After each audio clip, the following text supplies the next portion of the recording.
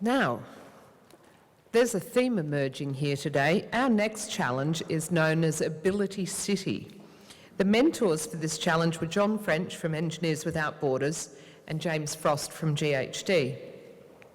Our participants were Josh McKecker from Optus, Carmen Lau from GHD, David Ho from Urban Growth New South Wales, Kevin Lamb from Urban Growth New South Wales, and Tom Gillespie from GHD. Please join me in welcoming Ability City to define their challenge.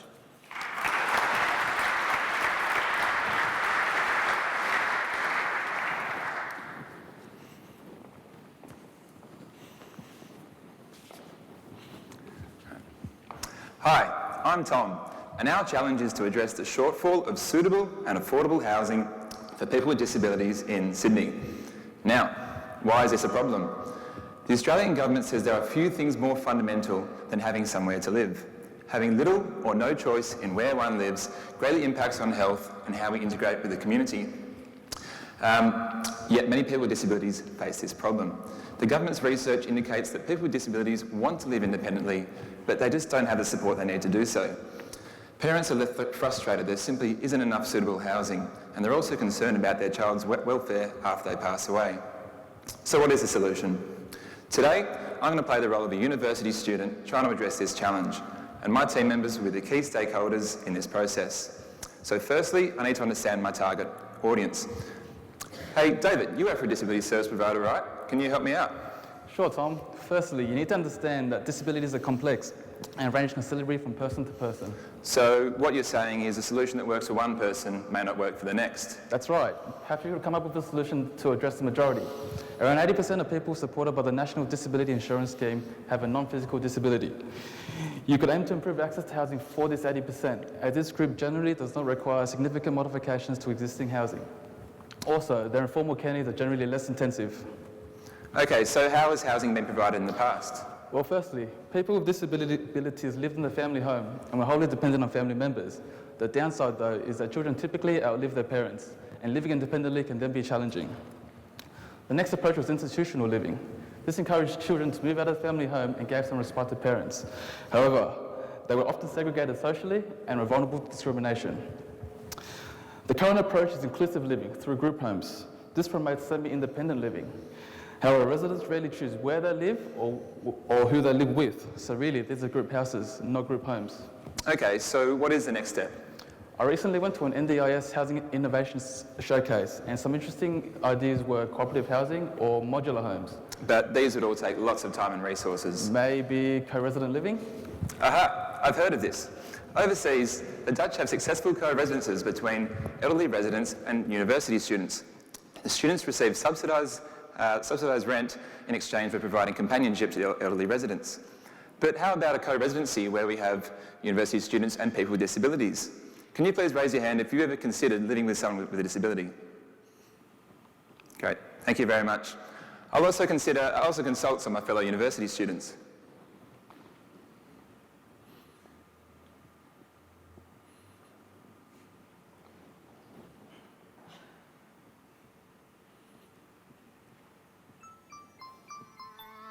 Have you ever thought of living with someone with a mental disability? Honestly, not really, no.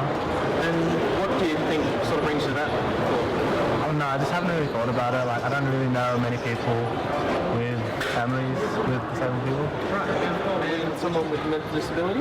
Not really, no. It doesn't really cross my mind. Is there a reason that... I don't know, just I don't really come across it that much in my life, so... Have you ever thought of living with someone with a mental disability? Not really, no. And is there a reason that sort of answer that one? I've never been that close to it, like it's never really crossed my mind, no. Okay, I think I should explore this idea a little bit more. Carmen, you're a researcher. Have you heard of any co-residences in Sydney? Yes, but only small scale. We interviewed Housing Connection, which provides 3 co-residences, and we learned that the residents with disabilities gain a sense of value and independence, which inspires their able-bodied housemates. But local providers have limited funding and housing to expand, especially near urban centres where most people want to live. Okay, so how can we increase their access to housing near these urban centres? by creating a co-residence scheme where a person with a disability lives with one or more university students. But as we saw earlier, people seem hesitant. Why is that?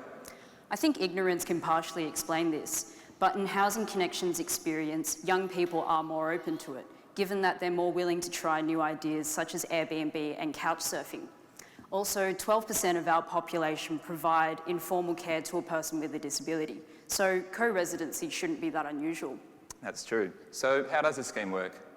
So existing disability service providers could offer the scheme as part of their range of services. I guess they do understand their needs. Exactly. So a person with a disability informs the service provider that they're looking for housing and co-residence. Together, they identify housing close to a university, which is then advertised to students calling for co-residence. Okay, safety and finding a suitable fit are my primary concerns. How are you going to choose a co-resident? The service provider will process the applications. They'll interview students and do a police check. If they're a match, they'll introduce the co-residents. Ultimately, the people with disabilities will choose the co-residents. The service provider will work out an agreement on companionship responsibilities and rent, and they'll also regularly check in on the residents to see that everything's working well. Okay, what if the student has to study for an exam and they can't meet their responsibilities? That's the benefit of multiple co-residents. The responsibilities are shared. Alternatively, the service provider can temporarily arrange one of their carers to step in. Okay, I can see the scheme benefiting the person with a disability with more access to housing, as well as proximity to transport, health and social networks.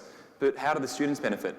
With subsidised rent, something which I'm sure would interest many university students.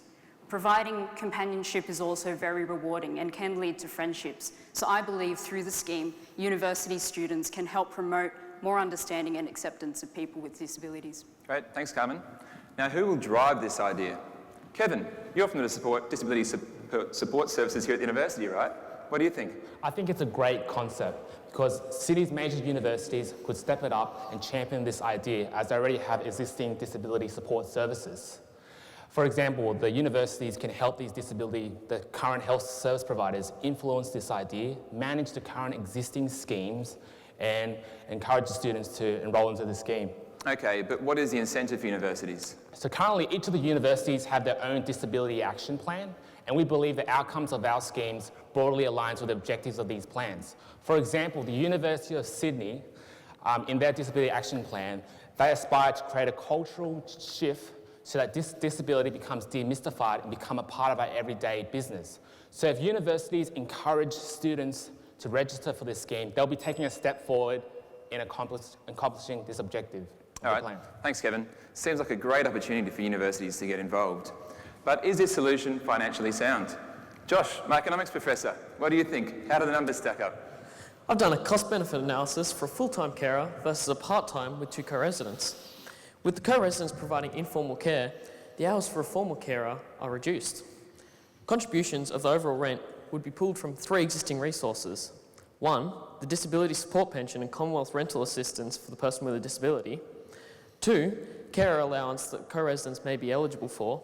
And 3, the savings made by the person with the disability who now hires part-time carer rather than full-time. We estimate this will save about $450 per week.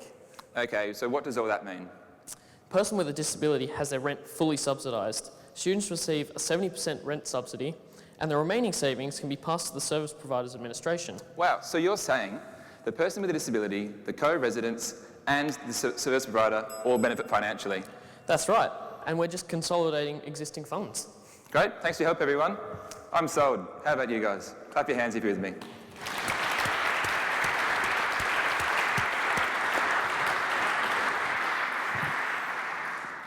Thanks so much, team. We'll keep you there. And we might ask Professor Peter Phibbs, this seems an area of your expertise. What's your response? Interesting.